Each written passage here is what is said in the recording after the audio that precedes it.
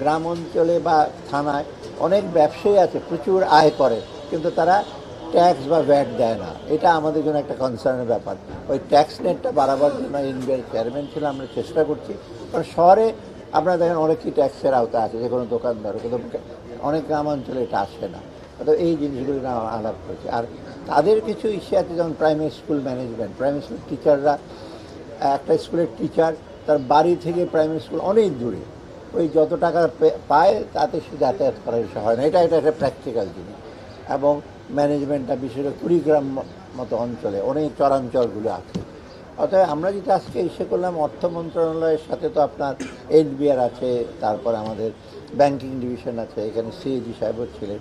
এগুলো সার্বিকভাবে আমরা বলেছি, আমরা বিবেচনা করে দেখছি এবং কিছু কিছু অ্যাকশন নেওয়া হয়েছে। তবে ডেফিনেটলি নিশ্চয়ই আমাদের কিছু ইমপ্রুভ করার স্কোপ আছে, এবং তাদের সাজেশনগুলো, যেটা আমরা বলি ইন্টারঅ্যাক্টিভ, তাদের সাজেশনগুলো অত্যন্ত গুরুত্বপূর্ণ। আমরা চেষ্টা করব তাদের সাজেশনগুলো জানতে, আর তাদের সাথে আরও বেশি যোগাযোগ সরকার। এটা আমি অবশ্য বলেছি যে আপনাদের যদি স্পেসিফিক প্রবলেম থাকে, মন্ত্রী পরিষদ সচিবের মাধ্যমে বা আপনার কমিশনারদের মাধ্যমে সেগুলো আমাদের জানায়, অর্থ মন্ত্রণালয় হোক, যে কোনো মন্ত্রণালয় জানায়, আমরা চেষ্টা করব সমাধান করতে। ধন্যবাদ। প্রথম সাজেশন করলাম, দুর্গম অঞ্চলে যারা অফিসার তারা যাইতে পারে না, ট্রান্সপোর্ট অন্যান্য কষ্ট দরকার হয়, তো এসএমই লোন পাচ্ছে না, সেগুলি কীভাবে করা যায়, বাংলাদেশ ব্যাংকে বলা এবং অন্যান্য ব্যাংকে বলা। তারপরে ট্যাক্স নেটের আওতায় আসে না অনেকে, তারা বলে যে আমরা তো ওখানে জানে ব্যবসায়ীরা অনেক আয় করে। তারপর আরেকটা জিনিস আসছে অনেকে আমাদের, সেটা খুব ইম্পর্টেন্ট, যে আমরা কিন্তু সবসময় ডাক্তার, ব্যবসায়ী অনেকেই কিন্তু আমরা ক্যাশ ট্রানজ্যাকশন করি, এবং ক্যাশ ট্রানজ্যাকশন করলে কিন্তু ট্যাক্স বা হিসাবের আওতায় আনা যায় না।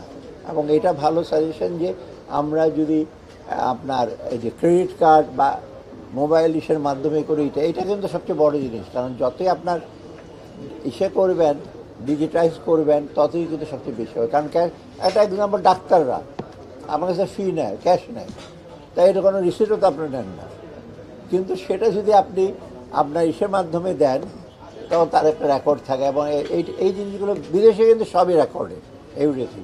এই জিনিসগুলো আমাদের এখন একটু আমরা দেখবো। অর্থ মন্ত্রণালয় থেকে এটা বলেছে, আপনি জানেন এবার তো ট্যাক্স রিটার্ন প্রায় 12 লক্ষের বেশি ট্যাক্স রিটার্ন আছে, মানে ঢাকা রিটার্ন 14 লাখ না। এটা মোটামুটি আমরা চাচ্ছি যে সবখানে ফেসলেস যেন থাকে, কাস্টম অফিসার বা ইসে অফিসার, ট্যাক্স অফিসার আমি না দেখি, আমি প্রক্রিয়ার মাধ্যমে দেখলি তো, চেহারা দেখলেই তো আপনি জানেন, আপনিও চেষ্টা করে থাকে, কনভিন্স সেও চেষ্টা করে। ঠিক আছে, ধন্যবাদ।